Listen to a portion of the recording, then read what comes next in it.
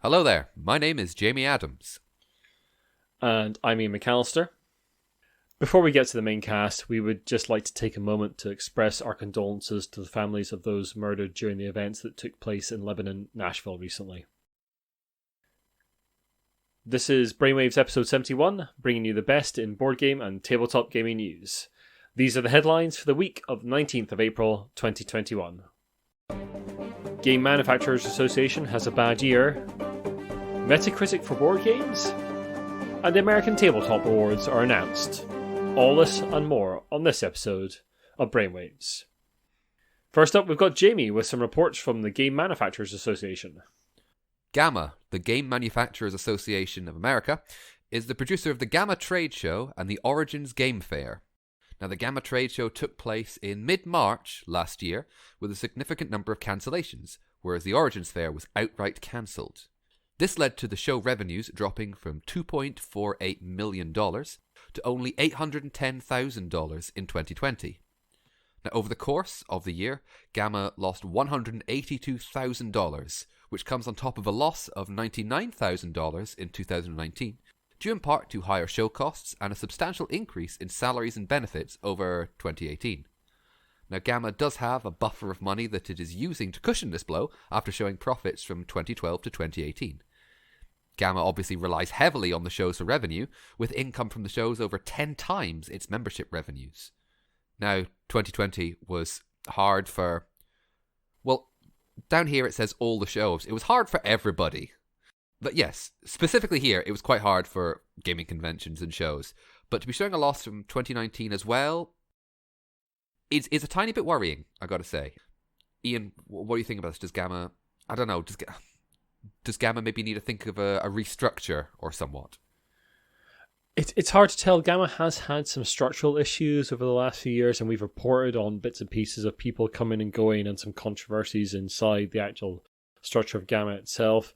It's hard to tell what GAMA looks like in the future. I think as the gaming structure at once becomes more homogenized, where we see things like Asmodee buying up lots of companies and becoming single entities, and also lots and lots of independents embracing things like print on demand and smaller publications and that kind of thing. I think GAMA needs to become a little bit more flexible about who it includes and how it goes about its business. It needs to adapt to the changing landscape. Whether it does that or not, and whether it survives, who knows? I mean, I'm sure something would step in to take its place if it eventually folded. But yeah, it's hard to tell. There's a lot of change going on in the board gaming world just now, I think. I don't doubt for a second that GAMA is going to stay in some form or another. As you said, I think it's just going to change. It's going to become, just as you said, a bit more malleable. I'm sorry, I know I feel like I should be offering some sort of ribald riposte on this, but God, I sound so middle class when I say that. I feel bad. But no, I agree. I mean, we're pretty middle class. Yeah, I know, but you don't need to shout from the rooftops about it. Fair. As you said, it's been a bad year for a lot of people, almost the entire planet, funnily enough. And everything is in a state of flux right now, and we're looking at how we structure our society, and that includes things like conventions. So it's inevitable that these things will change. Funnily enough, it only took a major global pandemic in order for something to change. Hopefully those changes will be for the better. Hope so. Now, Ian, I believe you have some interesting news from Board Game Atlas. Yes, indeed. So, popular site Board Game Atlas, which launched in 2019, tracks board game prices. It hosts forums and discussions about the tabletop hobby, and has long been trying to take a piece of the Board Game Geek pie, which is the sort of big board game review and aggregate site on the net. Board Game Atlas's next step is to launch a review aggregate section of the site, much like the popular site Metacritic does for computer games. Now, if you're not familiar with the concept, it basically means that the site will gather reviews from across the spectrum of reviewers and critics, video, writing, all that kind of thing, and then assign them a value, if none is already, and then give an overall rating. This overall rating will be out of 100 and will be visually represented by something out of 5 stars. Board Game Atlas has hand-selected some critics, though they have not said who as yet, and individual critics can also apply to have their reviews included. There are a variety of criteria for being accepted to the site, including a follower count of 4,000 for written reviews across all social media platforms, and a lower count of 2,000 subscribers for audio and video reviews. Board Game Atlas do say they will consider all applicants carefully and may waive some of the requirements for reviewers if it feels they are bringing value to the discussion about board games. Do you think you should apply, Ian? Now, well, there will be games that share some of our work. They've reached out to all their reviewers and said that this might be a good opportunity to be noticed and to get a little bit more advertising. I can totally see that side of it. The other side of that coin is that Metacritic has come under some fire over the last decade for being used, especially by computer game publishers, to assign bonuses to their staff. Basically, staff would only get bonuses if the Metacritic score was above a certain percentage.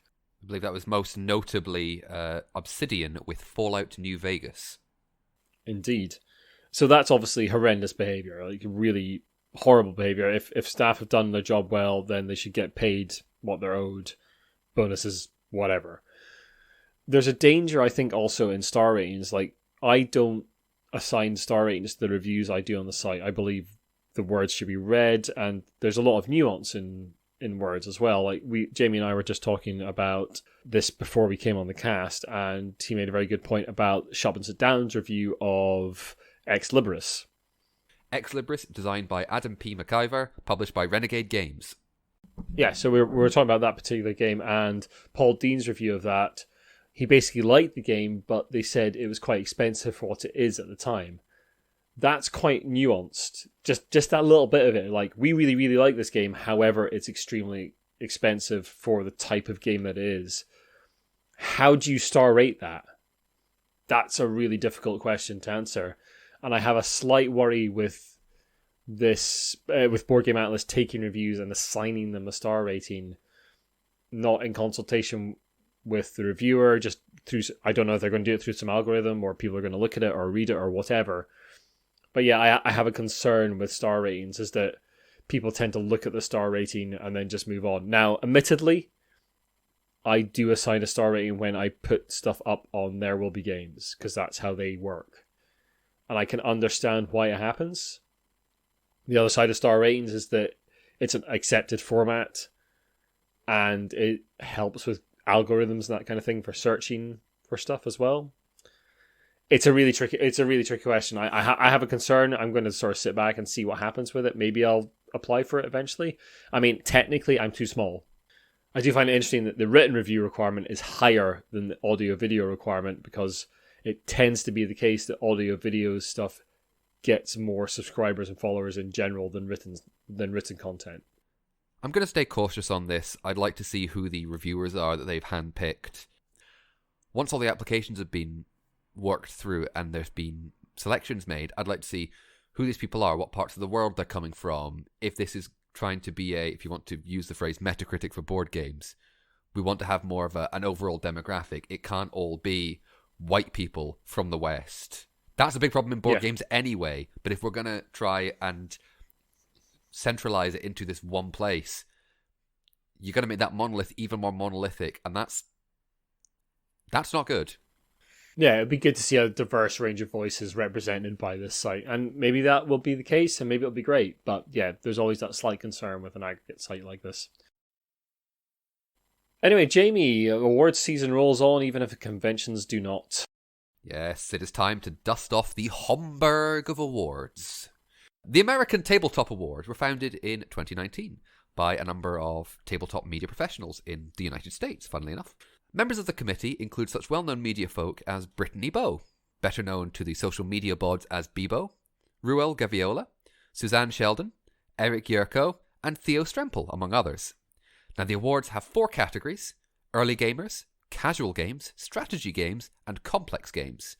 Now, this year's winners, in that order, are Abandon All Artichokes, The Crew, The Quest for Planet 9, Calico, and Dominations.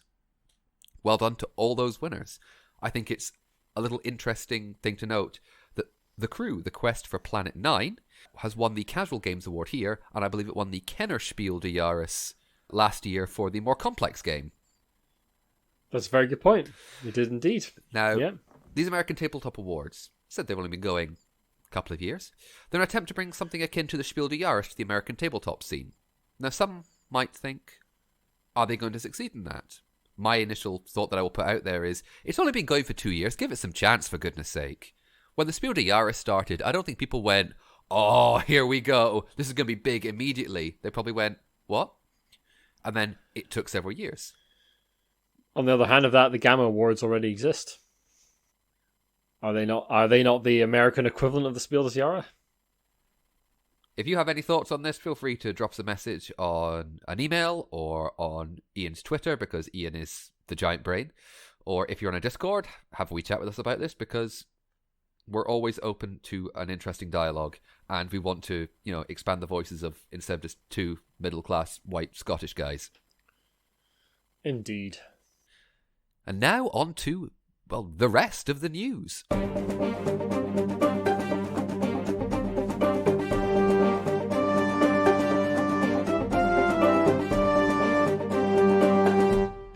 So we've got a couple of updates for you at the top of the news, and we talked about it sort of tangentially in the last cast, the Suez Canal incident where a boat called the Evergreen blocked the Suez Canal for a few days, about a week or so.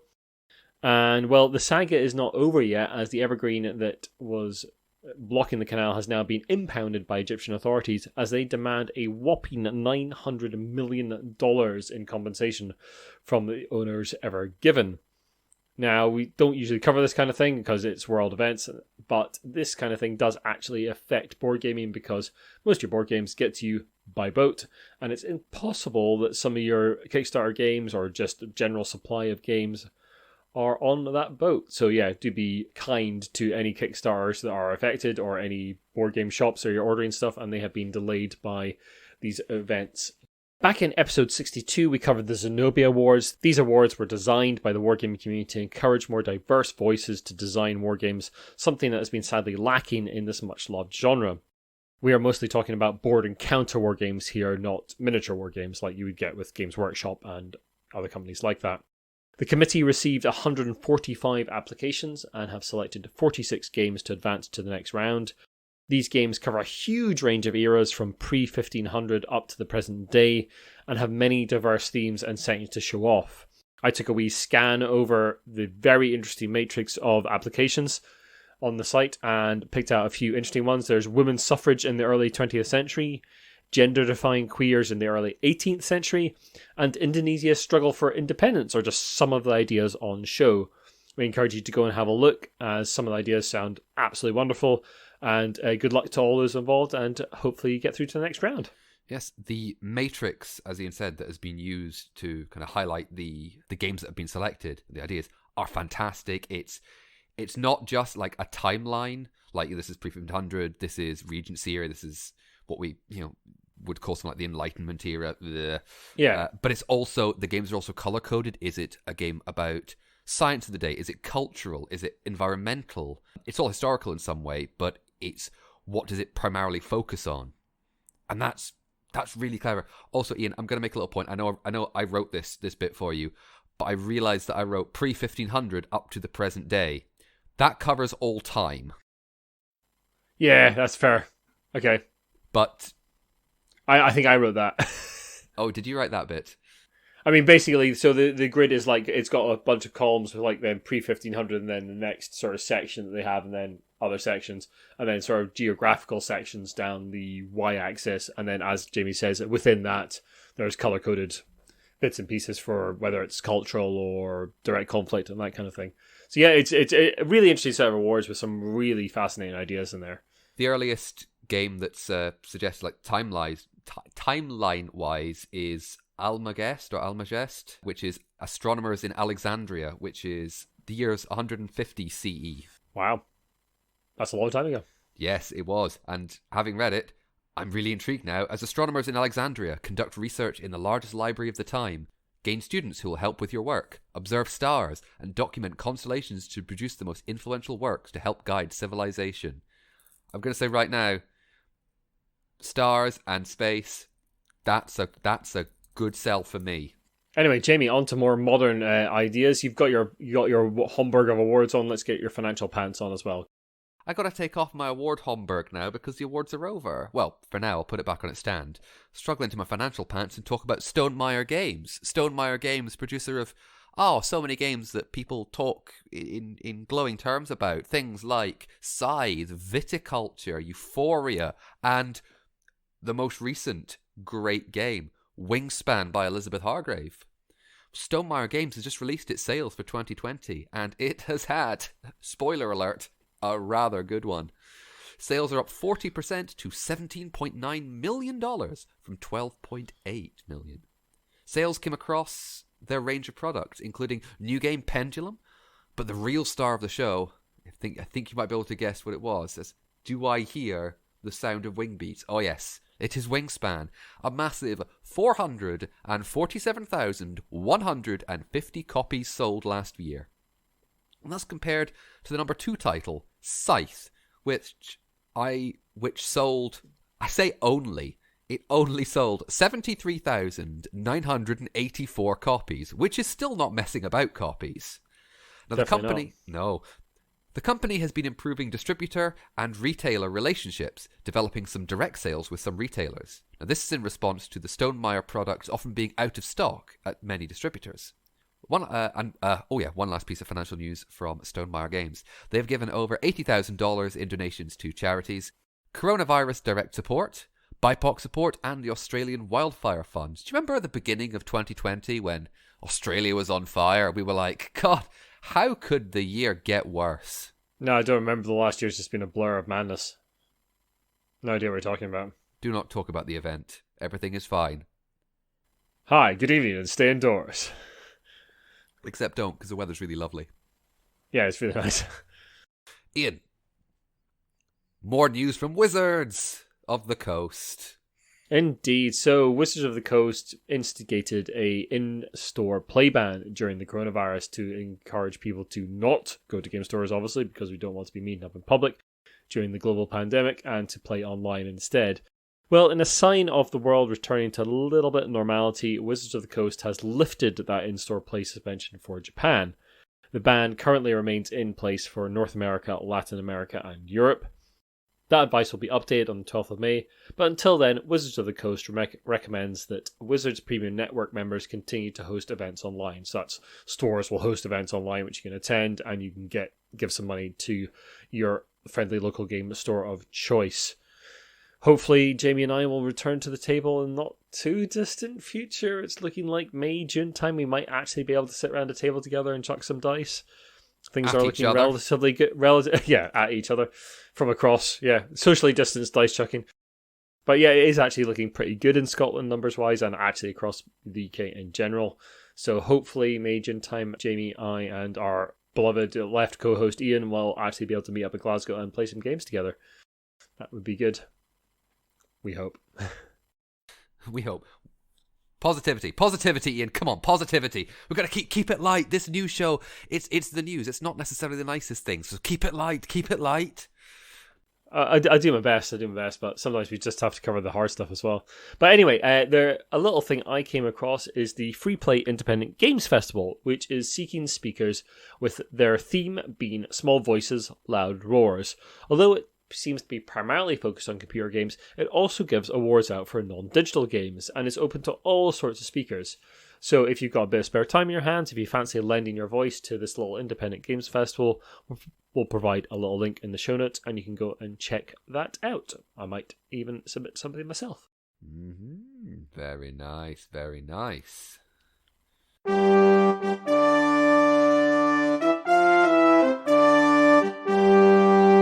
Talking of last year and 2020, we'd like to thank everyone who's continued to support the cast through 2020 and into 2021. All our patrons, thank you very, very much. Especially our executive producer, Shaun Newan from the game-a-lot team. We'll put links to all their stuff in the show notes.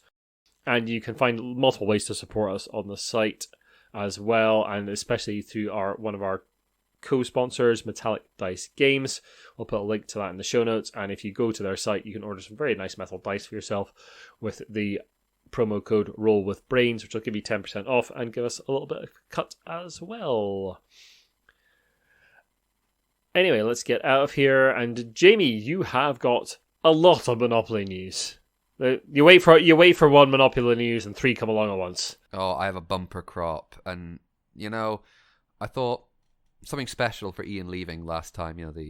The ecological green Monopoly, which was great. And I thought maybe we're seeing, a change in Hasbro. And let's just mention that Mr. Chantler has been featured in a Dicebreaker article on sustainability in board games as well. Oh yes. That was a nice sight to see. Famous in his own lunchtime. I thought maybe Hasbro's turning a corner, and we might see more thoughtful versions of Monopoly. And then I opened up my laptop and I saw SpongeBob SquarePants meme version Monopoly. We are through the looking glass now. Truly, this has reached... I was going to say it's reached ascendant meme status. I don't even think it has. It's taken from the people and has become part of the corporate machine. Coming from the OP, or the OP, otherwise known as USAopoly, this is a Monopoly edition focused on memes from SpongeBob SquarePants. Properties are all memes, such as Handsome Squidward, Patrick shouting into a phone, or Caveman SpongeBob, from the cartoon which ran for 13 seasons and first aired in 1999. I didn't realise it was that old. Some of the tokens you'll be able to use are a Krabby Patty, a jellyfish, or Mermaid Man's belt. Houses and hotels have been replaced by posts and collections, with players paying each other likes instead of rent, and comment and share cards take the place of community chest and chance cards. If you want that, it's now available. It might only be available in America, though. You still might be able to get it imported, though, with the B word. You might have to be a little bit extra. I'm not angry. I'm just very disappointed. Iain, don't worry. There's more news. If you're sad that the news is finished, there's more Monopoly news. Now, I haven't played the video game Roblox, but the children I work with are just gaga over it. It sounds fantastic. Now, Hasbro has announced it will be teaming up with the Roblox core for Roblox-themed Nerf blasters and, of course, why would I be mentioning it here, a Monopoly board. Players will be buying and trading games and promotions such as Royale High and Welcome to Bloxburg, with characters and tokens such as Dominus and Mr. Robot. Mr. Robot, the Amazon Prime series about the hacker. I have a feeling probably not, Iain. Now, for Roblox fans, the game will also ship with a code to redeem an item in-game. This is similar to what happened when there was a Sea of Thieves version of Monopoly, and it was shipped with I think you get a golden monkey. Did the Fortnite one ship with something as well, I think? I think it probably did. Yeah. This is nothing new, but it's always interesting. Now, Monopoly Roblox is on Hasbro Pulse. It's now available on it, which is basically Hasbro's pre-order system. Currently, it's only available in the United States, but keep an eye out. It could be coming to the UK very soon. This is aperitifs before the main course. I bring you news from the website that can only be described as online, and that is Reddit. Reddit user Yamaha234 posted a picture and a story of their in-laws ripping up their carpet, only to find a large Monopoly board painted on the floor, taking up much of the available floor space.